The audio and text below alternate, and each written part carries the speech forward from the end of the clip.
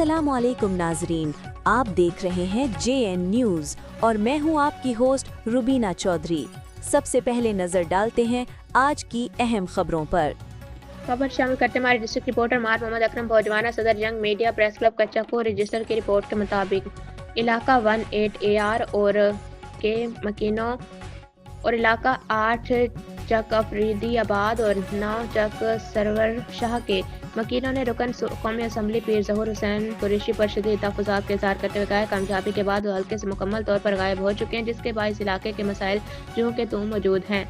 मकामी शहरियों के मुताबिक कई मकामात पर बिजली के खंभे तो नस्ब कर दिए गए मगर इन पर ताहाल तारें नहीं बिछाई गईं, जबकि 8 चक में मुतादिद जगहों पर खंभे ज़मीन पर पड़े हुए जिन्हें लगाने की जहमत भी नहीं की गई।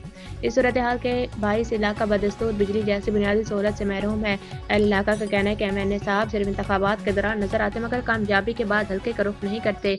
अवाम का मौक़िफ़ है कि मुंतखब नुमाइंदों की जिम्मेदारी सिर्फ वोट लेना नहीं बल्कि अवामी मसाइल का हल भी निकालना है।